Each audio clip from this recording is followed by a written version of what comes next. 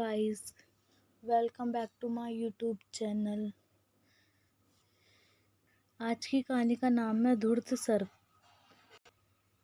नंदनवन में एक भयानक काला सांप रहता था। युवावस्था से उसने पूरे वन में आतंक मचा रखा था, किंतु कालचक्र के अनुसार अब वह बूढ़ा हो चुका था। उसकी अवस्था दिन प्रतिदिन बिगड़ती गई, यहाँ तक कि अब दुर्बलता के कारण वह शिकार भी नहीं कर पाता था। यह सब होने पर भी वह बड़ा धूर्त और षड्यंत्रकारी था। कल ही उसने अपना पेट भरने के लिए एक नई योजना बनाई थी, जिस पर अमल करने के लिए वह अपनी बांबी से बाहर निकलकर धीरे धीरे रेंगने लगा।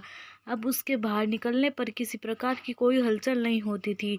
जो जीव उसकी शक्ल देखकर डर जाते थे, अब तो उनसे मित्रता करके ही समय काटा जा सकता था। उसके बड़े बूढ़ों ने यही पाठ पढ़ाया था कि समय के साथ बदल जाना ही बुद्धिमानी है।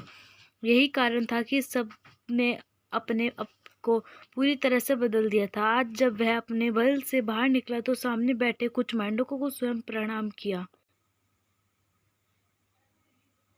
अरे नागराज, आप तो हमारे पूज्य बड़े हैं, हमारा ही फर्ज है कि आपको प्रणाम करें।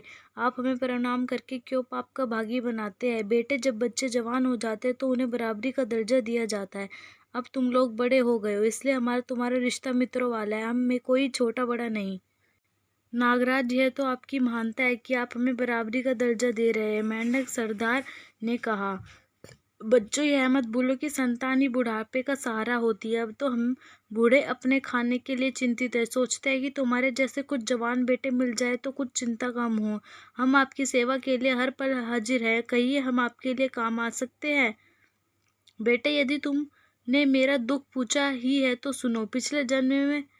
पिछले जन्म में मैंने एक ब्राह्मण के बेटे को काटा था।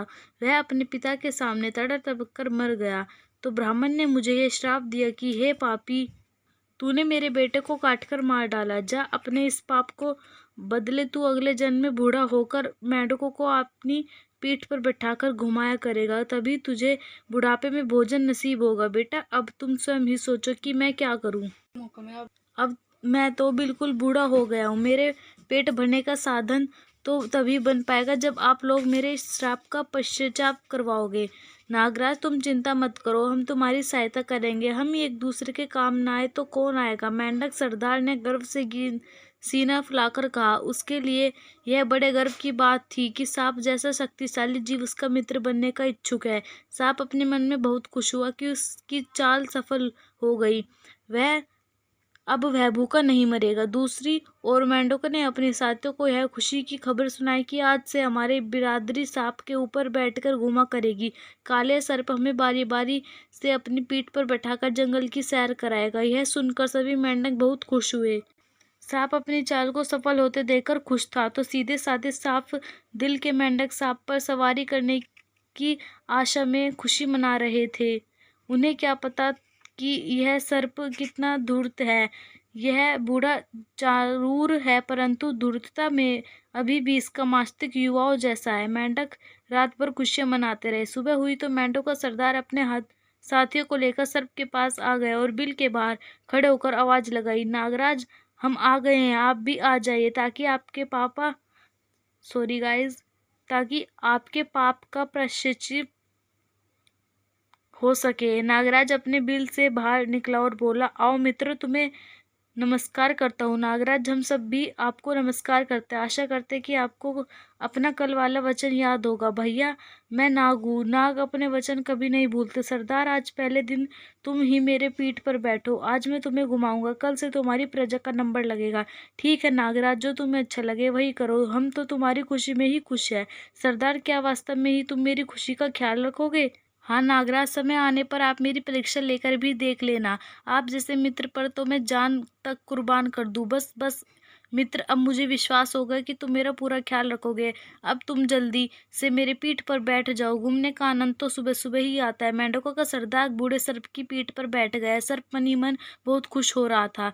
सारा दिन वह धूर्त मेंढकों के सरदार को घुमाता रहा और शाम को उसी स्थान पर लाकर छोड़ दिया। इस मामले में उसने इतनी सावधानी बरती कि उसे खरोच भी नहीं आने दी।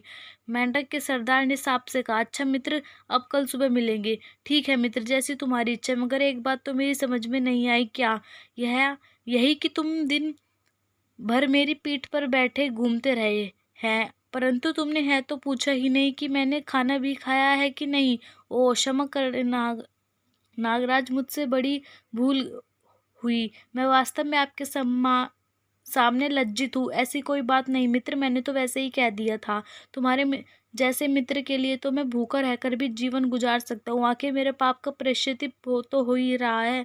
नहीं नागराज, हम तुम्हें भूखा रहकर पापी नहीं बनना चाहते, तो हम तुम्हारे लिए भोजन का प्रबंध करेंगे। कल से हम अपने आप छोटे मोटे मेंढक हर रोज तुम्हारे भोजन के लिए भेज दिया करेंगे। नाग मन ही मन में हंसते हुए सोचने लगा, वह तीर ठीक निशाने पर लगा है। अब सारी चिंता दूर हो गई। किसी छोटे जीव को थोड़ा सा मान दे तो वह जान तक देने को तैयार हो जाता है। दूसरे दिन सुबह ही सांप के लिए भोजन आ गया। सांप ने इस प्रकार आनंद से कभी भी घर बैठकर भोजन नहीं खाया था जितना आनंद से बूढ़ा होने पर आज उसे मिला था।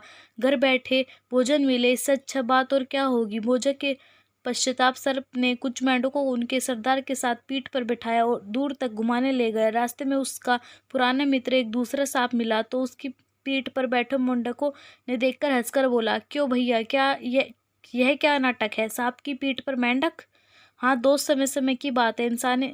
इंसानों ने एक कहावत बड़ी मशहूर है कि समय आने पर लोग गधे को भी बाप बना लेते हैं। बहुत खूब लगता है, कोई लंबा खेल खेल रहे हो। हाँ पापी, पेट का सवाल है भाई। बुढ़ापे में जब साथ छोड़कर भाग जाते तो अपनी बुद्धि तथा अपने अनुभव ही काम आते हैं। दोनों सांप एक दूसरे से बात करते रहे। सर्प बड़े मजे से चलता रहा। सुबह से शाम हो गई। तब वह वापस अपने बिल के पास आया तो मेंढक सरदार बड़े ठाठ से सर्प की पीठ से उतरा। उसी समय उसने तालाब में से कुछ छोटे मेंढक नागराज के भोजन को बुला दिया। सर्प ने बड़े आनंद से भोजन किया, फिर अपने मित्र से इधर उधर की बातें करता रहा। मेंढक सरदार साहब से दोस्ती करके बहुत खुश था। फिर सर्प की सवारी का तो आनंद ही अलग था। जो कोई भी जंतु उसे सर्प की पीठ पर बैठे देखता था वही हैरान होता था। उसके मुंह में यही शब्द निकलते, तुम बड़े भाग्यशाली हो सरदार, जो सांप पर सवारी करते हो। जो सदा से हमारी बिरादरी का शत्रु रहा है उसे ही आपने अपनी बुद्धि से अपना दास बना लिया। अरे भाई, यह सब राजनीति की चालें हैं। यदि सभी ऐसी चालें चले तो हमें और साधारण मेंढक में फर्क क्या रहा? सरदार गर्व से कहता है। समय बीत रहा है। नागराज अपना बुढ़ापा बड़े मजे से काट रहा था। अब उसे किसी प्रकार की चिंता नहीं थी। धीरे धीरे उस सांप ने पास के तालाब के सारे मेंढक खा लिए। अब केवल सरदार ही बाकी बचा था। एक दिन सुबह सरदार उसके पास घूमने जाने के लिए आए तो सर्प ने सबसे पहले उससे यही पूछा, मेरा भोजन कहाँ है? नागराज, मुझे बड़े दुख के साथ कहना पड़ रहा है कि मेरी सारी प्रजा समाप्त हो गई है। प्रजा ही समाप्त हुई है ना, तुम तो अभी जीवित हो। यह कहते हुए उसे काले सर्प ने मेंढक सरदार को भी खा लिया। Thank you so much for watching this video. Keep loving guys.